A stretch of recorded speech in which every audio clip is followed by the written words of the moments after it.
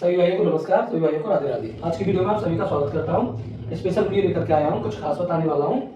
मैं पूछता हूँ, मुझसे पूछा जाता है। अक्सर आपने देखा होगा कि हम जब सेंटेंसेस बनाते हैं तो सिंपल तरीके में ये बना देते हैं, जैसे मैं पूछता हूँ, चलो ये तो बन जाएगा।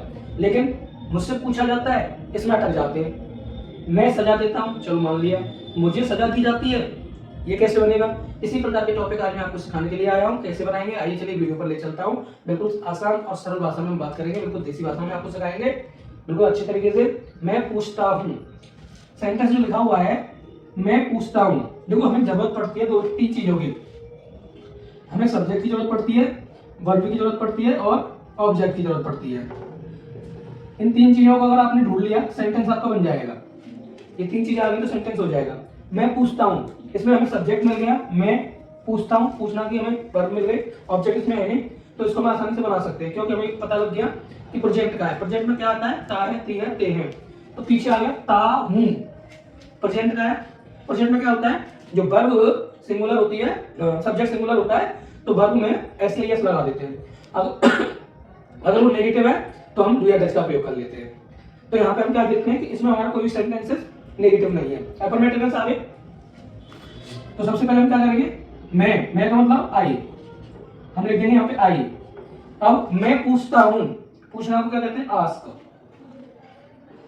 अब हमने आस्क लिख दिया। अब यहाँ पे हम देखेंगे ये जो सब्जेक्ट है हमारा, ये सिंगुलर है कि प्लूरल? ये सब्जेक्ट है हमारा सिंगुलर, सॉरी प्लूरल। आई मतलब मैं। और जब हमारा सब्जेक्ट प्लूरल होता है तो हम वर्ब में एस या एस नहीं लगाते। यानी अगर वो प्रेजेंट का है तो प्रेजेंट में वर्ब वी वन के साथ एस या ई एस का प्रयोग करते हैं। ठीक है, तो हमने यहाँ लिख दिया सिंगुलर के साथ एस एस लगा देंगे और प्लूरल के साथ नहीं लगाएंगे। तो आस्क में हमने नहीं लगाया, तो ये सिंपल सा सेंटेंस था, तो हमारा बन गया आसानी से। लेकिन जब वो नीचे वाला आया, मुझसे पूछा जाता है, अब मुझसे पूछा जाता है ना, तो यहाँ हमें ऑब्जेक्ट और सब्जेक्ट और वर्ब ढूंढनी है। तो मुझसे ये तो हमें पता चल गया, ये तो ऑब्जेक्टिव केस हो गया। पूछा जाता है, पूछना की मीनिंग और जाना की मीनिंग दो अलग मीनिंग नहीं है, वो एक ही बात है। पूछा जाता है तो पूछना की मीनिंग लगेगी, जाना की मीनिंग नहीं लगेगी। क्योंकि ऐसे केसेस में क्या होता है, जब सब्जेक्ट नहीं मिले तो उसे हम पैसिव केस में बनाते हैं।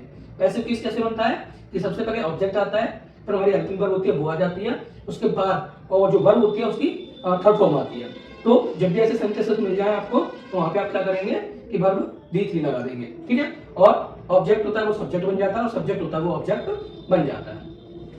चलिए हम पैसिव केस बना लेते हैं। ये जो मैंने यहाँ केस बनाया, पहला जो सेंटेंस बनाया वो एक्टिव केस था हमारा। एक्टिव कौन सा केस है? वो एक्टिव, तो हमने लिख दिया आई आस्क।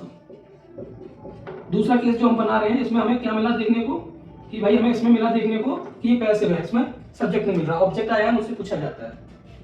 यानी कि जो ये मुझे से शब्द है ये ऑब्जेक्टिव केस है। और पैसिव में हमेशा क्या होता है कि ऐसे सेंटेंसेस में हम इसी से शुरू करते हैं, तो मुझसे पूछा जाता है, तो यहाँ पर आई। ठीक है, और आई के साथ हम हमेशा क्या लगाते हैं? जब हमारा सेंटेंस प्रेजेंट सिंपल का होता है तो उसे हम क्या करते हैं? प्रेजेंट के कॉन्टिन्यूअस के साथ या प्रेजेंट के सिंपल के साथ ही बना देते हैं। यानी कि ये कह सकते हैं हम, जो डू या डज वाले होते हैं उनमें हम इज आर एम का प्रयोग कर लेते हैं। किसका? इज और आर एम, इन तीनों में से कोई एक लगा लेते हैं। तो जब भी आई आएगी तो एम का प्रयोग कर लेंगे। किसका प्रयोग कर लेंगे? एम का।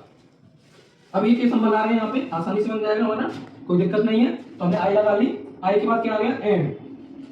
अब पूछा जाता है, पूछना की मीनिंग क्या होती है? आस्क। तो V3 क्या होगी? आस्क्ड। क्या होगी? I am asked. हम क्या कर देंगे यहाँ पे? आस्क्ड। तो ये V3 हो गई हमारी। तो जब भी V3 आए और सेंटेंसेस में सब्जेक्ट नहीं मिले तो हम क्या करेंगे? पैसिव केस में बना लेंगे। मैं सजा देता हूं, ये हमारा अब पता लग गया, इसमें सब्जेक्ट मिल गया मैं। ठीक है, तो अब हम क्या करेंगे? इसको एक्टिव में बना लेंगे। एक्टिव में क्या होगा कि आई, अब सजा करने को क्या कहते हैं? पनिश। आई पनिश। हम क्या लिख देंगे इसमें? आई पनिश। ठीक है, आई पनिश। ये हो गया। ऐसे ही नहीं लगाएंगे क्योंकि वो सब्जेक्ट कैसा है हमारा? प्लूरल है। अब यहाँ पे हम पैसिव केस बनाएंगे। दूसरे में क्या है? मुझे सजा दी जाती है। अब मुझे दी जाती है यानी कोई देने वाला कोई और है, यानी जो दे रहा है सजा वो सब्जेक्ट था, सजा मुझे मिल रही है तो मैं ऑब्जेक्ट हूं। अब मैं ऑब्जेक्ट हूं तो समझ जाइए पैसिव केस है। तो इसमें क्या करेंगे? I am punished. क्या लिख देंगे? I am punished. V3 लगा देंगे, दुनिया की कोई भी पैसे हो V3 लगाइए। I am punished. हमने पनिश्ड लिख दिया। दूसरा केस है हमारा, यहाँ पे आगे बना रहे हैं एक्टिव, उसके बाद हमारा पैसिव आएगा, सारे इसी क्रम में है, एक्टिव है पैसिव है। तो मैं यहाँ लिख देता हूँ एक्टिव और पैसिव, शॉर्ट में लिख दिया मैंने, शॉर्ट में बना लेंगे, सेंटेंस ज़्यादा नहीं है, छोटा छोटे से हैं जिनको हम आसानी से बना सकते हैं। मुझे सजा दी जाती है तो हम सजा देने को मैं आदेश देता हूँ, ये वाला सेंटेंस है, मैं आदेश देता हूँ, आई और मैं क्या करता हूँ ऑर्डर, क्या करता हूँ आई ऑर्डर, क्या करता हूँ मैं ऑर्डर करता हूँ।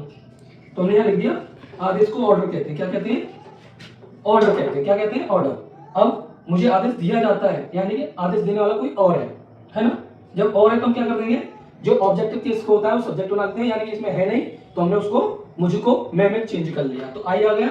अब क्या करते हैं भाई, आई के साथ एम आता है, एम लगा दिया, एम लगाने के बाद आदेश दिया जाता है, आदेश दिया जाता है। आपको ऐसे मत समझना देना की मीनिंग अलग आएगी, जाना की मीनिंग अलग आएगी, नहीं, तीनों का एक ही मीनिंग होगी। आदेश दिया जाता है एक ही मीनिंग होगी, ऑर्डर, तो ऑर्डर मतलब V3। अब इसको ऑर्डर्ड कर देंगे, क्या कर देंगे ऑर्डर्ड, ठीक है। अगला है मैं विनती करता हूं, आई रिक्वेस्ट, क्या है आई रिक्वेस्ट, और नीचे में मुझसे विनती की जाती है, मुझे विनती की जाती है मतलब मुझसे कोई विनती कर रहा है, ठीक है।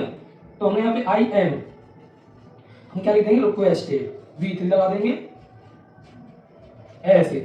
तो देखा आपने सारे सेंटेंसेस हमने यहाँ पे बना लिए, बड़े आसान तरीके से बना लिए, क्योंकि मैंने आपको यहाँ पर एक प्रेजेंट का समझाया तो दूसरा मैंने पैसिव का भी समझा दिया। इस प्रकार के केसों में ऐसा ही होता है और ऐसे ही सेंटेंसेस बना सकते हैं, ज्यादा बड़े नहीं होते, आसानी से बना सकते हैं। तो आज की वीडियो आपको कैसी लगी कमेंट में अपनी राय दें, और इस वीडियो पर नए हैं तो इस चैनल पर नए हैं तो इस चैनल को सब्सक्राइब भी कर लें, और जाते जाते इस वीडियो को शेयर भी कर दें अपने ग्रुप में। धन्यवाद।